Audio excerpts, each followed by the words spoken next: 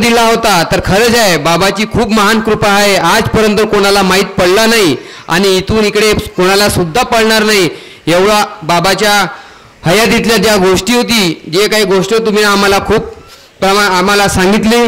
धन्यवाद. यानंतर बाबांचे सेवक तसेच मार्गदर्शक शामरावजी वंजारी, मार्गदर्शक नेरी यांनी आम्हाला थोडक्यात अनुभव सांगतील, अनुभवातून मार्गदर्शन करतील आणि वेळेचं अनुभव ठेवून थोडक्यात मार्गदर्शन करतील. तसेच बाबांचे सेवक निलकंठजी ढोक घोरपळ यांनी सुद्धा आपलं स्थान मंचक्रावर ग्रहण करावं अशी मी त्यांना विनंती करतो. तसेच किशोरजी बोरकर बाबांचे सेवक यांनी सुद्धा आपलं स्थान मंचक्रावर ग्रहण करावं अशी मी त्यांना विनंती करतो.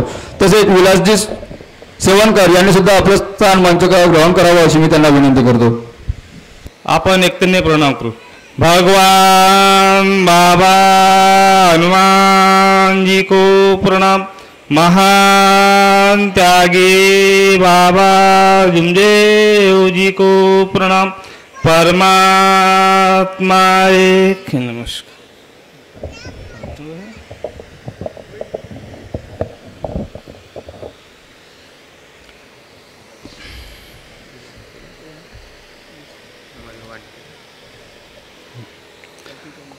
परमपूज्य परमात्मा एक शेख मुंड टिमकी नागपूरच्या वतीने बाबाच्या आदेशाप्रमाणे आजचे नवे हवन कार्य वानखेडेजी यांच्या निमित्ताने पार पडलेला आणि त्यानिमित्त एका भगवंत कार्याची चर्चा सुरू झालेली आहे. या चर्चा बैठकीमध्ये सृष्टीचे निर्माता बुद्धीचे विधाता भगवान बाबा हनुमानजी उपस्थित यांना माझा प्रणाम. तसेच तुम्हा आम्हा सर्व सेवकांचे सद्गुरू महान त्यागी बाबा जुमदेवजी उपस्थित यांना माझा प्रणाम. तसेच तुम्हा आम्हा सर्व सेवकांची आई वाराणसी आई उपस्थित आयला माझा प्रणाम. तसेच आजच्या चर्चेमध्ये लाभलेले अनिलजी गुरबिले मार्गदर्शक प्रसाद आणि आजच्या चर्चेचे अध्यक्ष यांना माझा नमस्कार.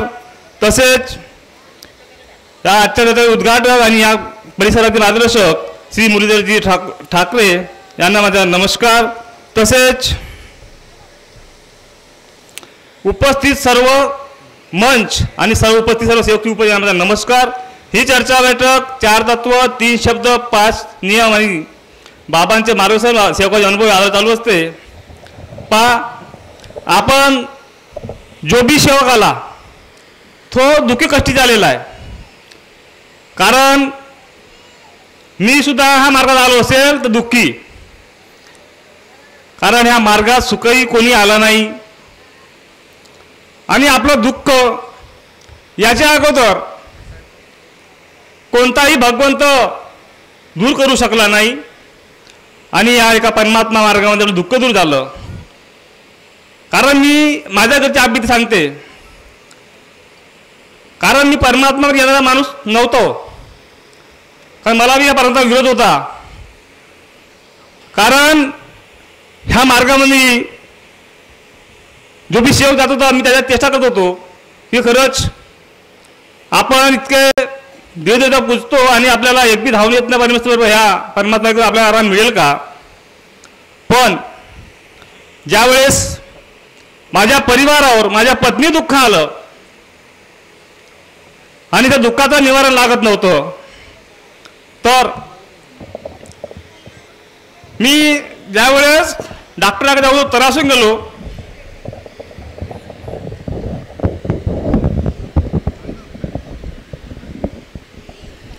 जेव्हा मी डॉक्टराकडे जाऊन त्रासून गेलो त्यावेळेस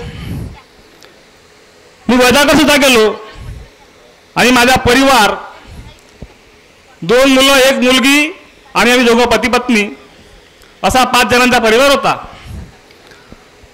पण ते दुःख सहन न करता, दुःख पाहून न होत आपल्याला, मी दुसऱ्याची रोजबजरी करणारा माणूस दिवसभर काम करायचा आणि संध्याकाळी आलो की पत्नीला दवाखान्यात, मुलीला दवाखान्यात न्यायचा.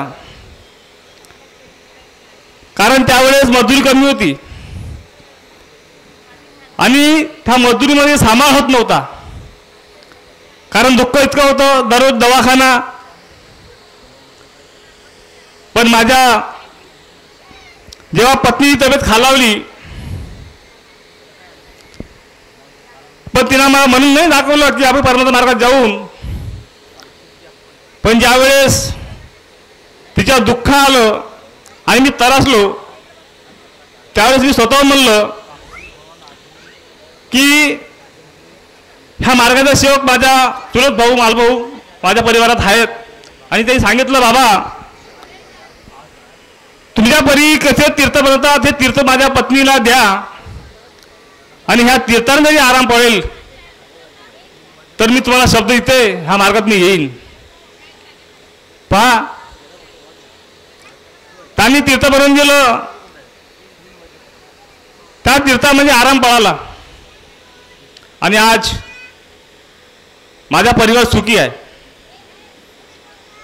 मी ह्या मार्गात जरी नसता आलो तर माझा परिवार मला मिळाला नसता दिसला नसता.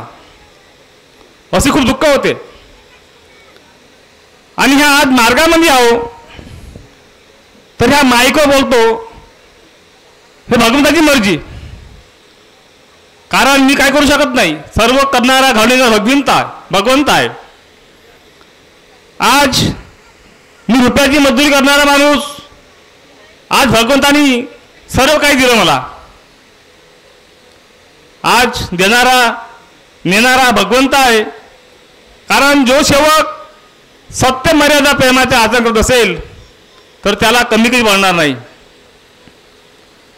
आज भगवंताच्या मदतीने मला मार्ग पद मिळालं, मला सेवकाचं पद मिळालं. आज परमेश्वर दिल्याने माझ्या घरी सर्व काही बरोबर आहे. आज मी लाखो करोड धनी आहे. आज भगवंताची मर्जी आहे. म्हणून तरी बी भगवंत आपली कसोटी घेतो. मागच्या कोरोना काळामध्ये माझ्या मकानात काम चालू होतं आणि आम्ही 3च व्यक्ती घर बांधत होतो. माझी 2 मुलं आणि मी आणि माझी पत्नी माझ्या मुलीकडे होती. त्यावेळेस माझा अनुभव असा आला की गावोगावी मैत्री होत होत्या. माझ्या गावात सुद्धा मैत्री दररोजच्या होत होत्या. आणि त्या काळामध्ये मला असा खोकला झाला आणि त्यावेळेस खोकला असा बसत होता की तुमचे आमचे सेवक मार्गदर्शक सांगत होते की तुम्ही हे दवाई घ्या ते बॉटल घ्या. पण मी सर्व ऐकत होतो आणि हेच करत होतो. पण तरी बी दुःख दूर होत नव्हतं. आणि मी त्रासलो की हा महिना 2 महिना झाला आणि जो बी सेवक किंवा अनेक वेळा दवाखान्यात त्याला वापस येऊन न राहिला त्या माध्यमातून मी दवाखान्यात सुद्धा गेलो नाही. पण काम करत होतो. 7 ते 7 काम करत होतो. आणि मला एका ज्येष्ठ सेवकाने बुद्धी दिली की तू जरी मार्गावर असेल पण तू बाबाच्या निवासस्थानी फोन कर. आणि खरोखर मी फोन केला बाबाच्या निवासस्थानी आणि त्यातून मला शब्द मिळाला की वंजारी साहेब तुम्ही भगवंताजवळ बसा, समोर बसा आणि भगवंताची मर्जी काय आहे आणि तुम्ही आपले शब्द भगवंत मांडा. खरंच मी भगवंतासमोर बसलो. आपल्याला कापराची ज्योत लावली आणि प्रणाम देवघोष केला आणि सांगितलं भगवंता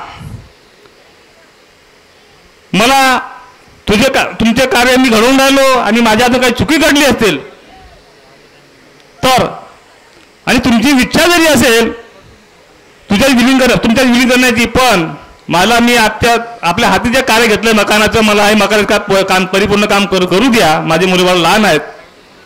मी असं भगवंताला सांगितलं आणि खरंच भगवंतांनी त्या क्षणी शब्द ऐकला आणि काहीच क्षणामध्ये 2 तासानंतर माझा खोकला परिपूर्ण दूर झाला.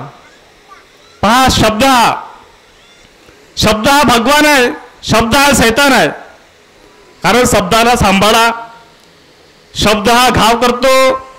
शब्द हा मलम लावतो. शब्द हा चौकात बसवतो. शब्द हा चौकातून उठवतो आणि शब्द हा दुखाला पात्र बनतो. म्हणून असे खूप अनुभव आले जवळ. म्हणून सेवकांनो तुम्ही जागा. आपल्याला कार्य भगवंताचे करायचे आहेत. कोणा कार्यकर्त्याचे नाही तर कोणा संस्थेचे नाही. कारण कार्य आपल्या भगवंताचे करायचे, बाबाचे करायचे आहेत. कारण जेव्हा आपण कार्यात गेलो, मार्गात गेलो तर आपण संस्था पाहून नाही गेलो. आपण संस्था पाहून नाही गेलो. आपल्याला दुःख दूर झालं भगवंताच्या नावावर, बाबाच्या शब्दावर. तर त्या शब्दाला जागा. जोपर्यंत आपल्या शब्दात जागून नाही, तत्वशब्द नियमाने वागून नाही, तर आपलं दुःख दूर होणार नाही. कारण हा मानव चुकीचा पात्र आहे. म्हणून बाबा दिंडोजी सांगून गेले की माझा सेवक अनाडी आहे, दुःखी आहे, कष्टी आहे. त्या माध्यमातून माझा सेवक कोटी सुखेल, त्या माध्यमातून एक त्याचा ठेवलेला आहे. बाबांनी सांगितलं तुम्ही जेवण नका देऊ, पण नवं हवन असो, त्यागाचं हवन असो किंवा कोजागिरी असो, तर माझे सेवक एकत्र येतील. त्या माध्यमातून एक पेंडॉल आणि एक माईक सांगितला. कारण हा माईक यासाठी आहे की आपण इथं बोलून राहिलो आणि आपल्या अडोसपासून दुःखी असतील तर आपले अनुभव त्यांच्या कानापर्यंत जायला पाहिजे. कारण बाबांनी लाखो सुखी केले, पण आपल्यापासून एक तरी सुखी व्हायला पाहिजे, हे बाबा शिकवण आहे. कारण बाबांनी सांगितलं की सेवकांनो, तुमच्यानं कोणाचं चांगलं होत असेल तर चांगलं करण्याचा प्रयत्न करा, अन्यथा कोणाचं वाईट करू नका.